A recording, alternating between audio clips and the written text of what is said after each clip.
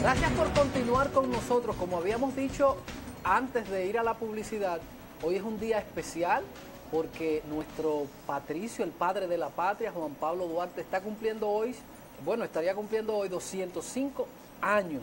Y por eso nosotros, en este proceso de compromiso social que tenemos, que vimos que ningún periódico, y hacemos la crítica a todos los periódicos que nosotros revisamos, que no trajeron ni siquiera un articulito de Duarte, a sabiendas que el lunes, aunque se va a celebrar el lunes, será un espacio para la verbentina, que nadie va a estar pendiente. Y por eso nosotros, que estamos empeñados en la transformación de la República Dominicana y no dejar que esto muera, hemos traído uno de los principales historiadores de esta ciudad de Santiago y del país, Juan Zapata, nuestro historiador de cabecera, con quien compartimos muchísimos temas de la historia, desde otra perspectiva que no son la de los libros. Muchas gracias por la invitación. Para mí siempre es un placer poder compartir este espacio y poder contribuir con lo que me corresponde en la construcción de una nueva ciudadanía en la República Dominicana. Y les agradezco la deferencia de que para estos eventos estelares ahí me toman en cuenta. Yo quiero recibirlo, maestro, entonces con una taza de café Santo Domingo, sabor que empieza en el aroma. El mejor café que se elabora en la República Dominicana, Café Santo Domingo. Y Xiomara, una hermosa mujer, representación de la mujer dominicana. Sí, muchísimas gracias. ¿Sabe que Santo Domingo es una simbología nuestra por el hecho de los pleitos históricos con que se quiere establecer cómo que se denomina esta isla? Sí. Y usted sabe que desde la óptica dominicana, si es Santo Domingo y no Santo Domingo de Guzmán, es la isla completa, pero si usted lo ve desde la lógica de Haití, ni saben que alguna vez a esto le llaman Santo Domingo.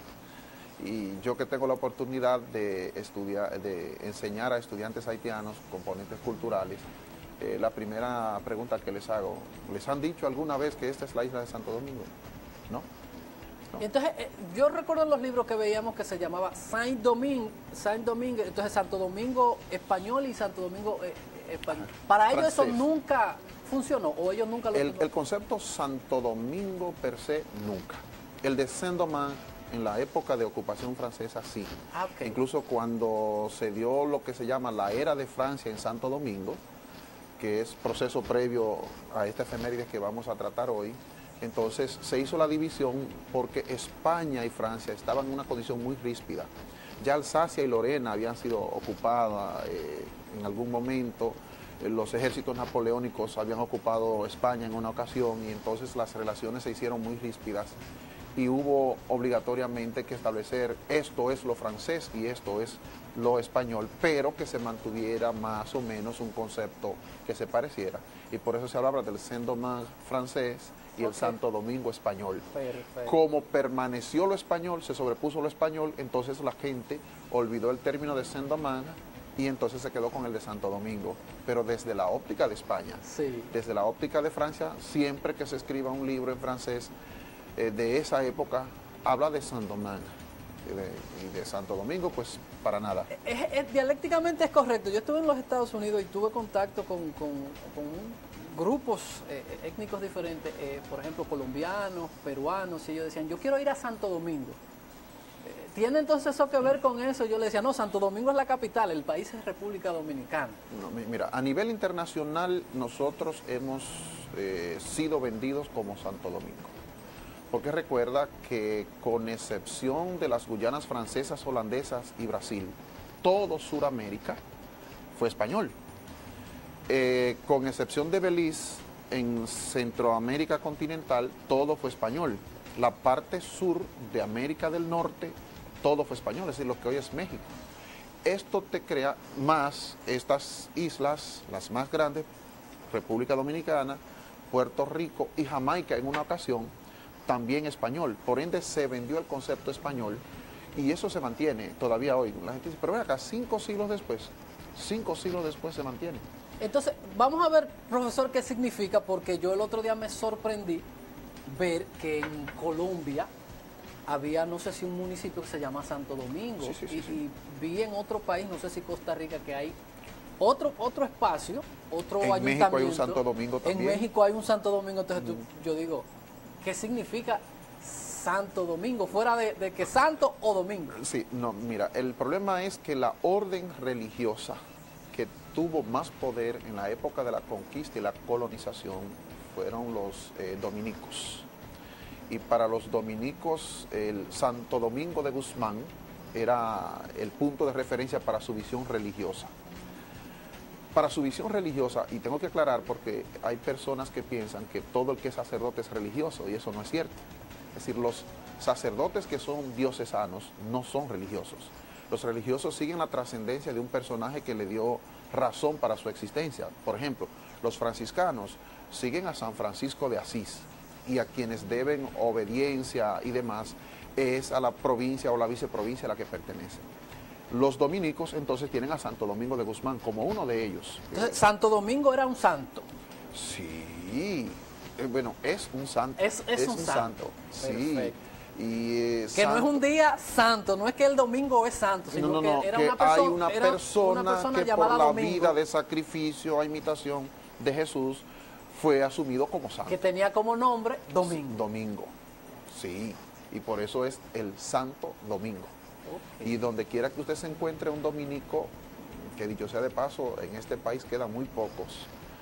Y en el resto del mundo hay un problema de crisis, sobre todo en los grupos que son religiosos. También hay crisis en los diocesanos, pero en la parte religiosa mucho más. Y ya esa orden no tiene esa presencia, que si usted lee la historia colonial nuestra, siempre va a aparecer un sacerdote dominico de por medio. Sí.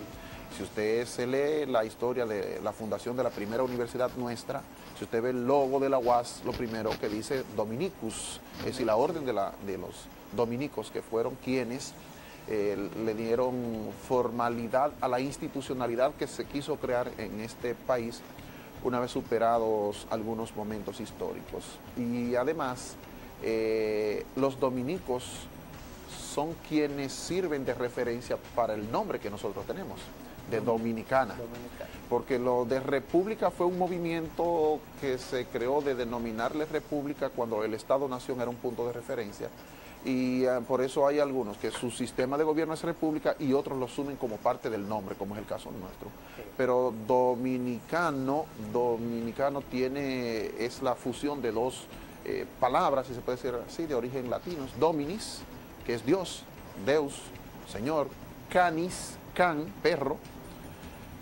Con esto quiere decir que los dominicanos somos perros de Dios. Perros de Dios. Pero no perro en el concepto así laxo de lo que es perro, sino por una condición muy particular del perro.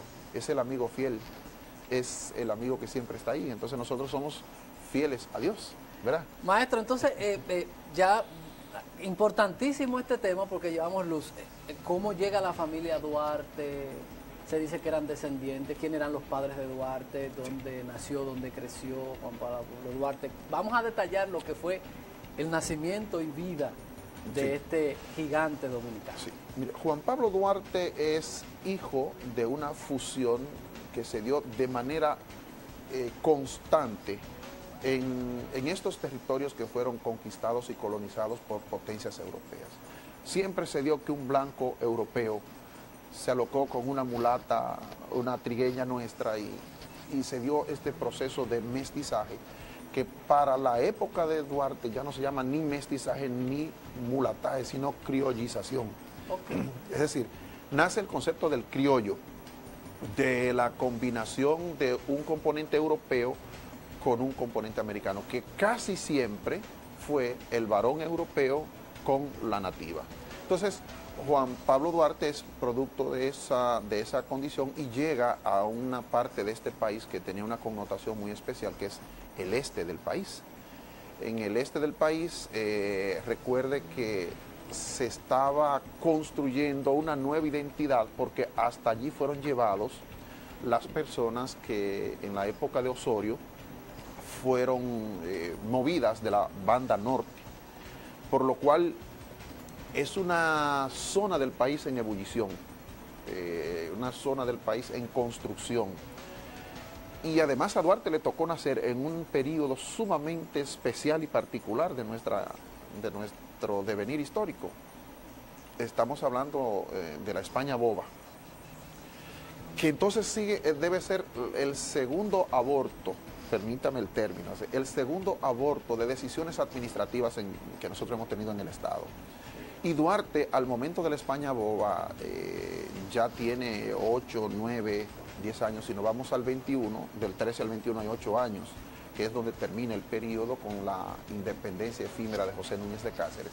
Entonces ya un muchachito que para aquella época tuvo la oportunidad de formarse con cierto nivel de educación, teniendo como profesor a un sacerdote, Gaspar Hernández, de ahí viene el nombre del municipio de la provincia de España, de Gaspar Hernández, un sacerdote con cierto sentimiento termocefálico, se lo pongo en español, cabeza caliente cualquiera, que creía firmemente en el liberalismo de John Locke, que se lo había leído y devorado. Además, le tocaba continuar la idea de respeto de los derechos humanos que significó el sermón de Adviento de Fray Antón de Montesinos, allá aquel domingo de Adviento, cuando alguien tomó la decisión de luchar a favor de nuestros aborígenes. Que se sepa, Fray Antón de Montesinos fue el vocero, no realmente estaba diciendo allí su propio pensamiento, era justamente la orden de los dominicos, los mismos dominicos a los que hacemos referencia, que pues asumen esta posición. Cabe la posibilidad que esta sea la primera carta pastoral que nosotros hayamos tenido en nuestro devenir histórico.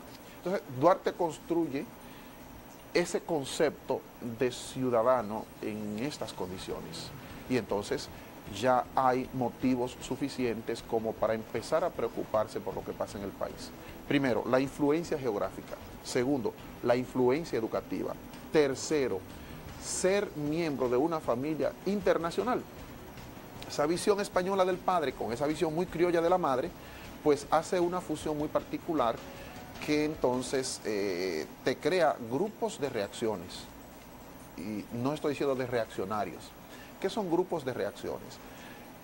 Grupos de personas que al querer construir su identidad, entonces se van a encontrar con el dilema: ¿por dónde me voy? ¿Por mi sentimiento pro-español o por mi sentimiento pro-nacional? Porque no podemos decir dominicano, porque oficialmente no éramos República Dominicana en ese momento.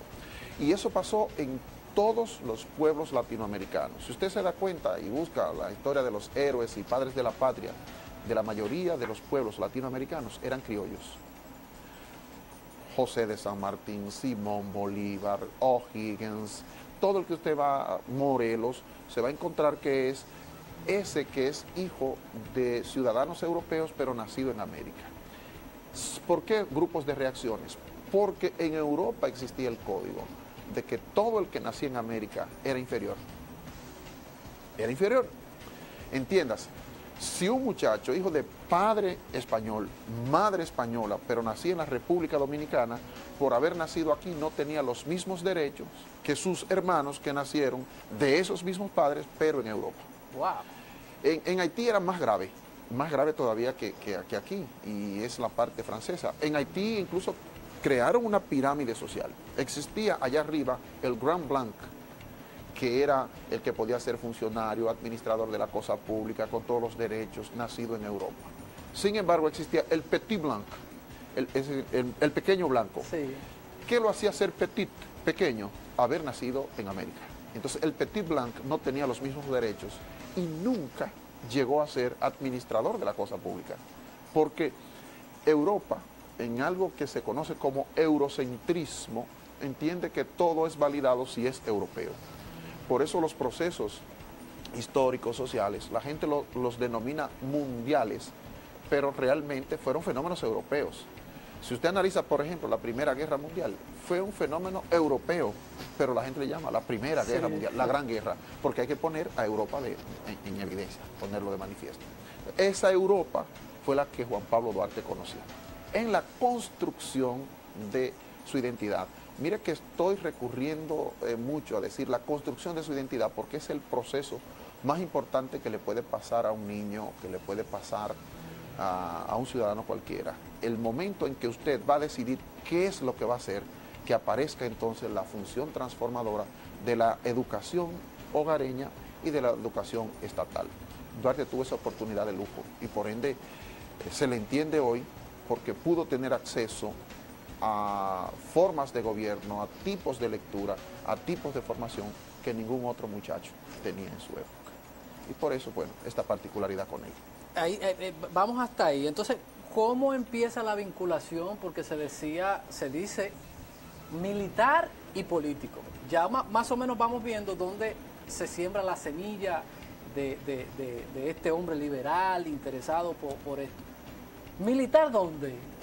¿O eso es un regalo? Porque, ¿cómo es esto, maestro? Mira, la condición de militar de Duarte viene dado porque los sistemas políticos de su momento ya de ciudadano adulto, 30 y tantos de años, era militar.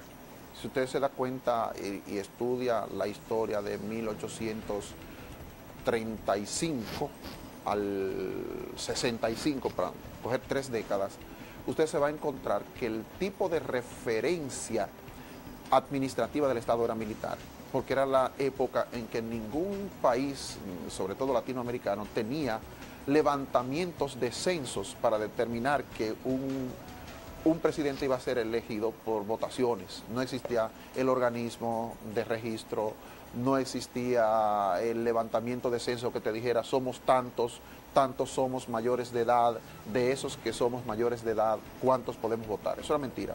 ¿Cómo se accedía al gobierno? Un golpe militar. Un caudillo local tenía un grupo de seguidores, tenía acceso a pertrechos militares y entonces ya era nombrado militar. En el caso específico de Duarte, él lo pidió. Y quizás su error histórico fue de pedir que de primera entrada lo nombraran general. Y Duarte registrado en la historia, todo fue general de brigada. ¿Cómo sucede este hecho histórico? Al momento de que el grupo de los trinitarios quisieron que fuera Duarte el primer presidente de la República Dominicana, Duarte estaba fuera del país.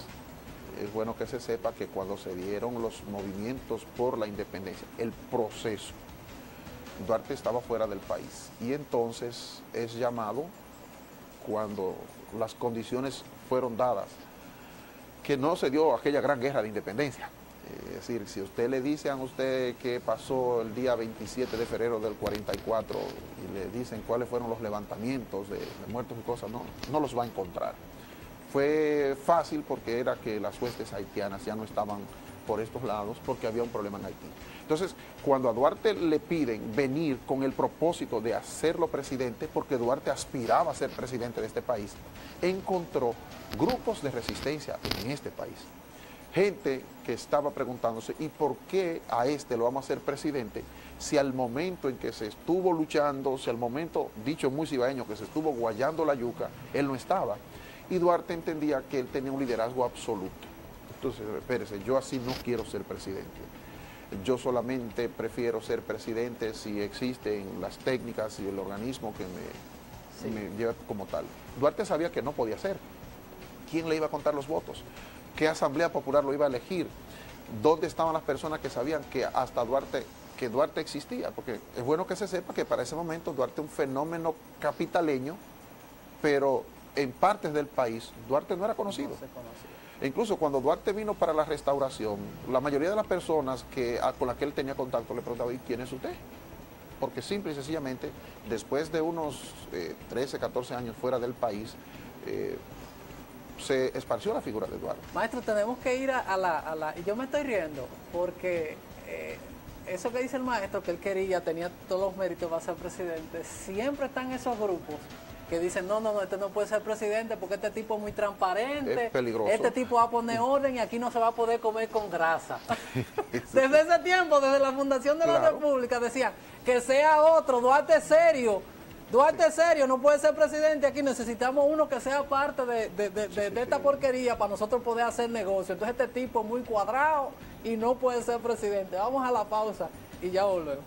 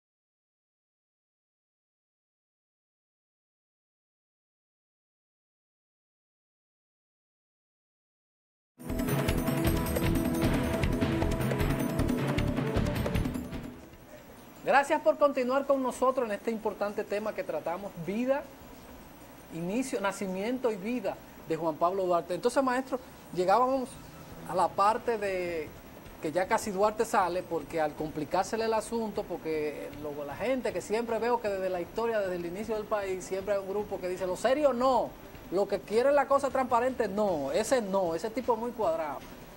Ya ahí tenemos el Duarte hasta ahí, tenemos independencia, tenemos un país, tenemos Junta Central Gubernativa. A partir de ahí, entonces, ¿qué va sucediendo con Juan Pablo Duarte? Bueno, Juan Pablo Duarte es enviado, él pidió que lo pusieran al lado de un experto militar para mostrar su expertise en el área.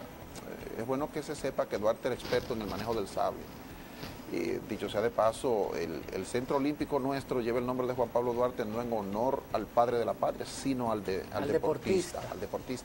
Entonces, el error grande al lado de Pedro Santana, independientemente de lo que se pueda decir, Pedro Santana el más experto militar nuestro. No, yo tenemos una teoría con eso, que de traidor ni un país. No. Entonces, ¿qué resulta? Las ideas empezaron a encontrarse entre Santana y Duarte, pero ya el liderazgo, por la presencia, por lo bravío que se mostraba, estaba en Pedro Santana. Sobre todo que Pedro Santana había empezado a poner de manifiesto un sentimiento anti-haitiano en la República Dominicana, por una razón fundamental. Santana nació en un poblado que hoy en Haití se llama Unch, y por eso la gente dice hincha. Sí. Es como si fuera hincha sin la A. Ese poblado está ahí en Haití, que después del tratado de San Miguel de la Atalaya, entonces se hizo un trazado nuevamente con el río Macasías y le quedó perteneciendo a Haití. Ya Santana venía con un as bajo el brazo.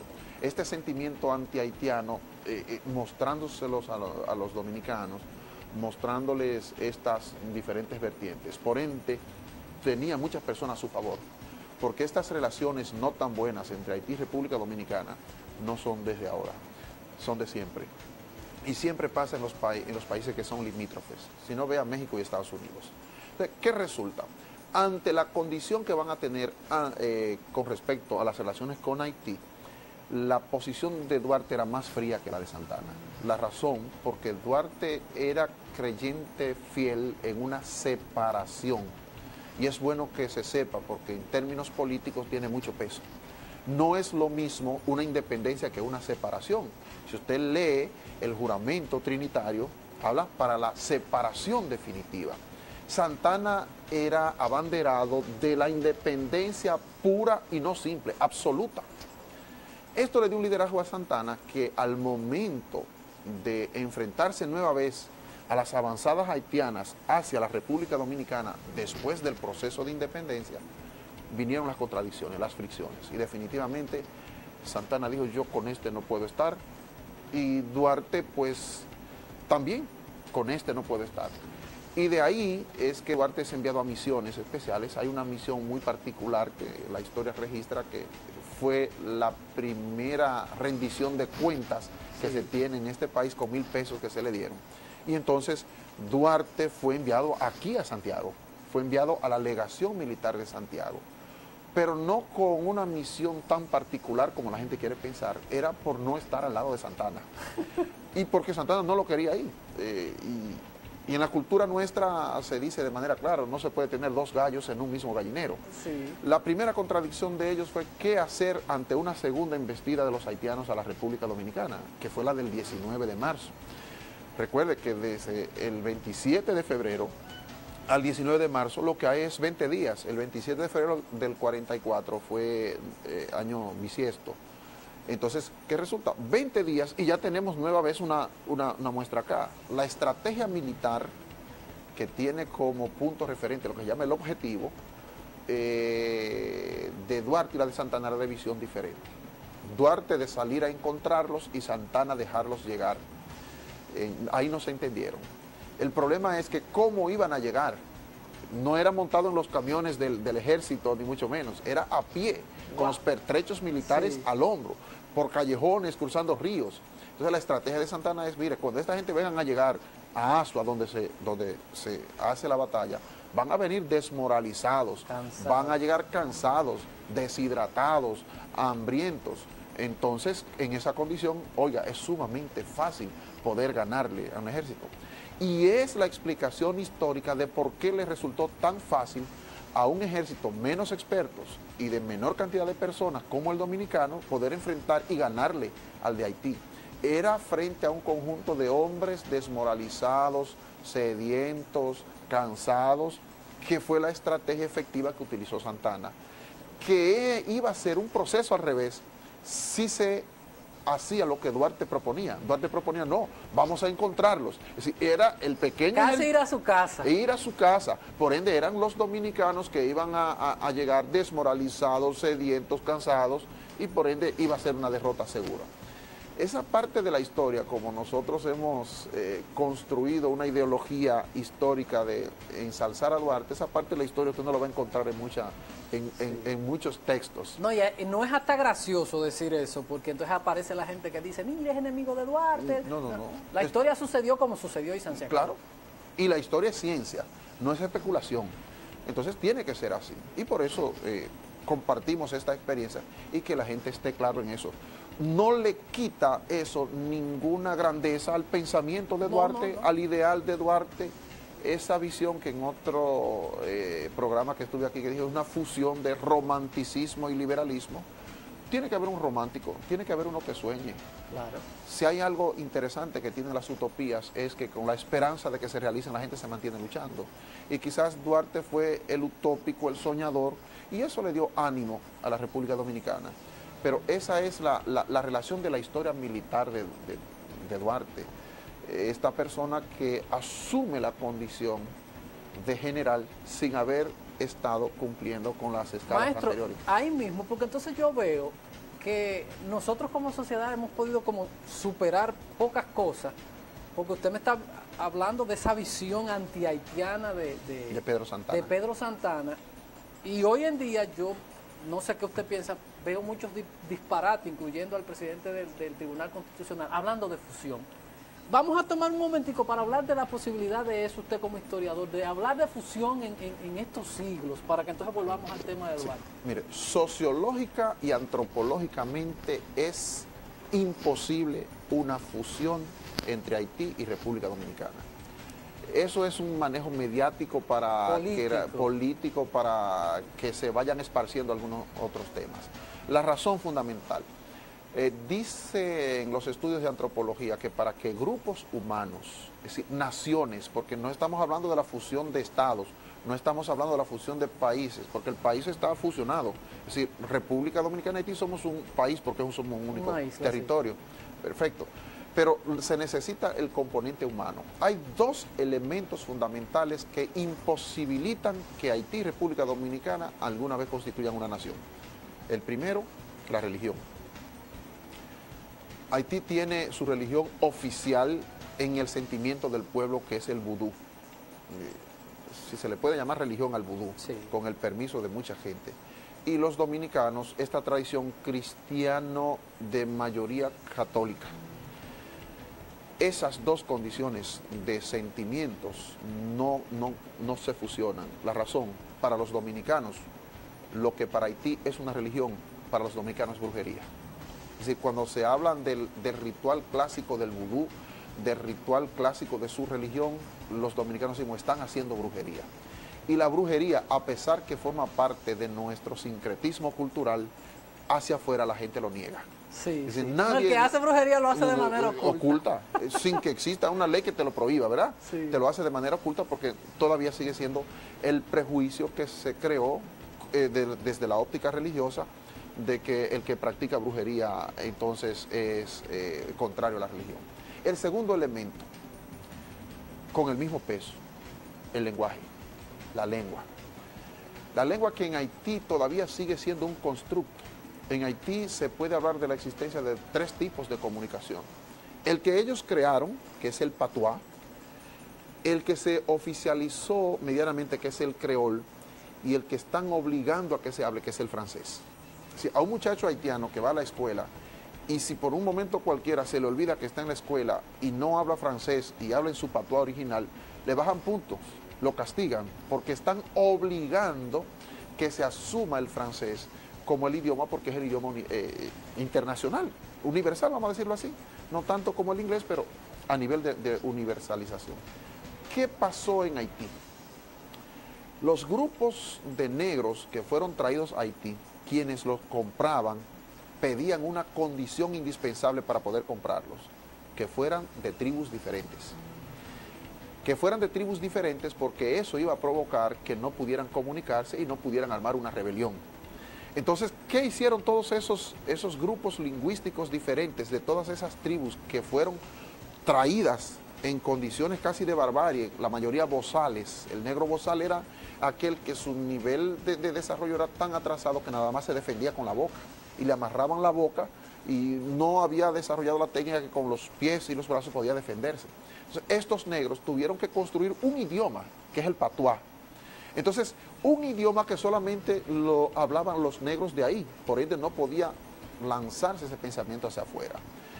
Con las islas, con las West Indies, con las influencias de las otras potencias europeas, entonces se asume el creol, que el creol no es exclusivo de Haití, las islas hablan creol. Y entonces también sigue un problema, es un idioma que no te lanza hacia afuera. Y después viene la obligatoriedad del francés. Entonces, ¿qué significa? El pueblo dominicano, que tiene un único idioma con sus regionalismos, sí, no va a poder, en el caso de que a alguien se le ocurriera pensar que esa posibilidad existe, que yo absolutamente digo que no, entonces, ¿a cuál idioma me voy a adherir? Porque tenemos el dominicano analfabeto, tenemos el dominicano analfabeto funcional y tenemos el dominicano con cierto nivel de instrucción. Entonces, ¿qué? También se va a dividir la sociedad dominicana en los tipos diferentes de lenguajes de acuerdo al tipo de persona que va a tener contacto. Pues mire, imposible. Además, la concepción de Estado, que ya eso se trabaja porque usted sabe que el concepto de Estado son papeles, claro, son instituciones jurídicas. No, y hasta viendo, maestro, lo que está sucediendo en el mundo, que las guerras que hay, por ejemplo, es por creación de nuevos países, no por fusión, porque si usted ve Siria, Palestina, se están matando por la creación de Estados. Yo no he visto en ninguna parte que se estén matando por fusionarse, sino por creaciones independientes.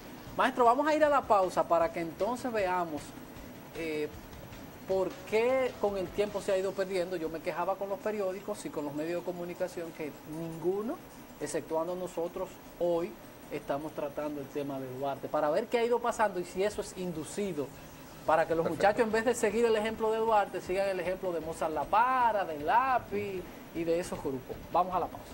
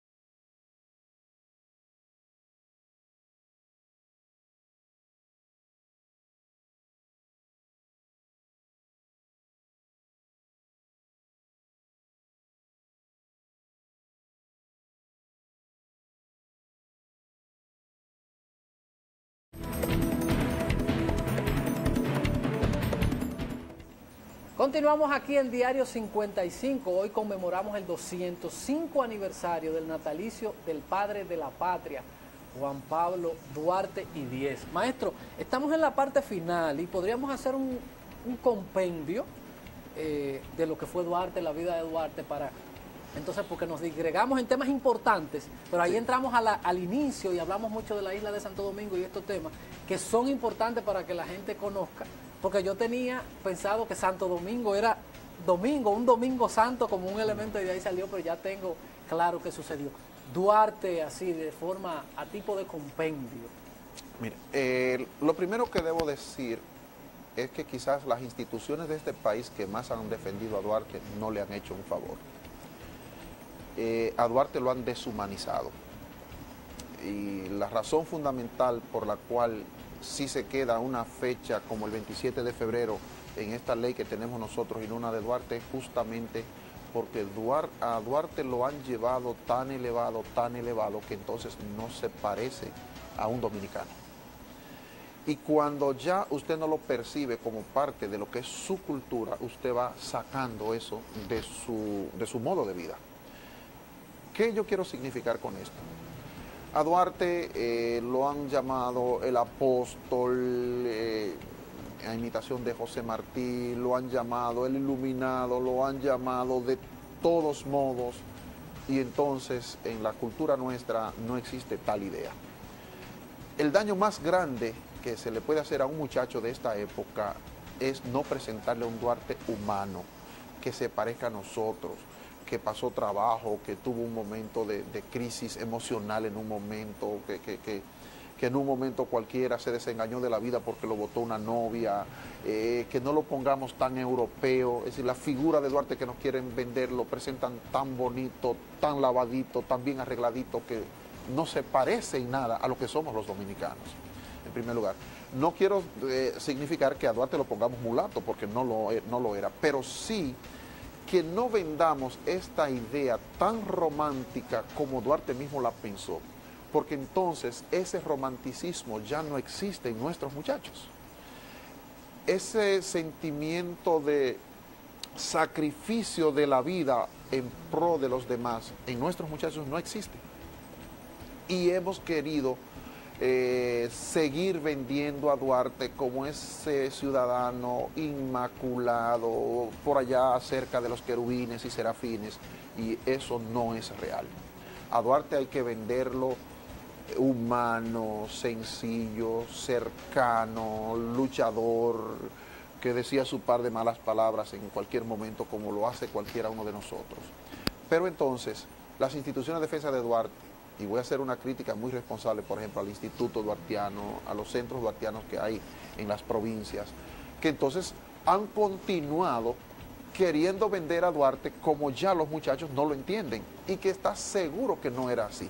No, y lo peor de todo es un Duarte que, según vimos con usted, tenía otra visión. Unos institutos duartianos que lo que fomentan es el odio entre dominicanos y haitianos, que eso es lo único que yo veo. Cuando ellos salen a promover el odio, es lo único que yo he visto que salen a hacer. Entonces, ese es el grave problema. Y entonces, la historia oficial nuestra, que es uno de los errores más graves que puede cometer país alguno, asumir una historia oficial, porque la historia oficial tiene sesgos. La historia oficial la acomodan a un tipo y no se convierte en irreverente. La historia por naturaleza, porque la historia de hoy era sociología ayer, y la sociología es irreverente, es rebelde, es análisis de las realidades, duélale a quien le duela. Y por eso muchas personas cuando oyen, y usted lo advertía al inicio del programa, que dicen cualquier elemento negativo con respecto a Duarte, no, es anti-duartiano, no, es ser realista. La historia como debe ser.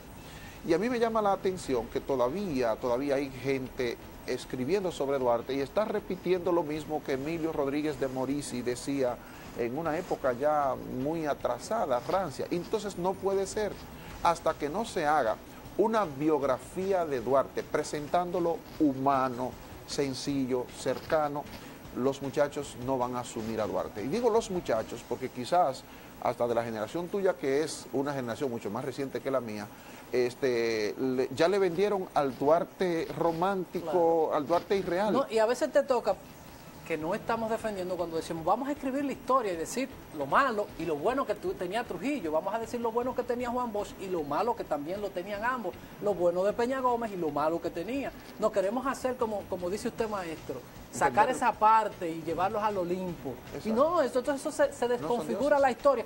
Hay cosas que aplicó el trujillismo, como el control migratorio, que nosotros deberíamos revisarla, la creación de instituciones y todas esas cosas no eran malas. Entonces tenemos que decir que Trujillo era Satanás para caer bien, que Santana era un traidor cuando las cosas no, en verdad no fueron así.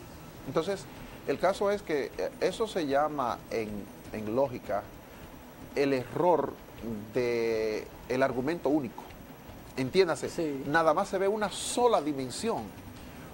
Eso es imposible, mucho menos en ciencias sociales. Es decir, lo absoluto no existe, ni en matemáticas. Cuando un matemático te define el absoluto, tiene que darte 3 posibilidades. Claro, no la probabilidad. Sí. Entonces, ese es el caso grave. Entonces, a Duarte nosotros debemos reconocerle que fue el ideador de este concepto de nación, que fue el que incendió la chispa, fue el primer pensador de un Estado político, porque la Trinitaria es el primer partido político que nosotros tuvimos acá, que fue un organizador, que no fue un experto militar, que en términos militares la única gloria que tiene fue que cuando administró un dinerito, entonces ya no era un activo militar, sino un administrador de la cosa pública, dio muestra de que se podía ser honesto en este país. Pero, y eso le hizo daño, por eso no llegó a nada, pero dijeron, este no conviene. Que sí, este país, nosotros hemos estado siempre hablando de una condición particular de esta sociedad nuestra, y es que nuestra sociedad se ha construido en base a un término muy cibaeño que se llama el boroneo. Sí. Entonces, nosotros todavía no hemos asumido un concepto real de administración del Estado, como lo soñó Duarte. Con poderes muy particulares y dispersos, como es el caso del poder municipal. Usted que estuvo hablando en la sección anterior del poder municipal, en el programa anterior, Duarte entendía que ese debe ser un poder, porque justamente cuando usted abandona el centralismo se tiene un concepto ideal. Entonces, otro aspecto que tiene que retomarse, y es la función de la escuela. La escuela ha querido de manera obligatoria sembrar en los muchachos un sentimiento duartiano, y eso no puede ser así. Por ejemplo, hoy, si es que la lluvia lo permite, a los muchachitos de las escuelas lo van a sacar a hacer un desfile, pero con sentimiento patrio, no. Eso es seguro que el profesor de educación física le dijo, mire, esta es la nota de este mes. Entonces ese muchacho no está ahí por sentimiento patria, es por la nota del mes. Pero ¿qué gana este país con tener un conjunto de muchachitos y muchachitas semidesnudas, en un batón ballet, en una qué cosa? Terminamos cansados y demás, pero ¿qué le damos de construcción? Nada. Al fin y al cabo ese muchachito va a terminar odiando que me sacaron a coger un calor del diablo, andando en las calles, y al fin y al cabo no construyeron nada. Entonces también hay que revisar la función transformadora de la escuela para tener la figura de un padre de la patria real. Maestro, muchísimas gracias, como siempre, un programa exquisito, el maestro maneja la historia, y lo que más me gusta es que el maestro no tiene miedo de contradecir a lo que se han escrito en los libros, de decir, bueno, se dice esto, pero la realidad que pasó fue esto, y yo creo que eso nos hace bien que podamos construir la historia y ponerla en relieve como verdaderamente sucedió. Gracias a ustedes por la sintonía. Hoy, 205 aniversario del natalicio del padre de la patria. Vuelvo y me quejo públicamente de los medios de comunicación, que creo que exceptuando nosotros hemos tratado el tema en este día del natalicio de Duarte. El lunes para ver Ventina, nadie se va a acordar de Duarte. El próximo lunes entonces estaremos con ustedes en otra edición de Diario 55 y el Café de Diario 55. Feliz resto del día.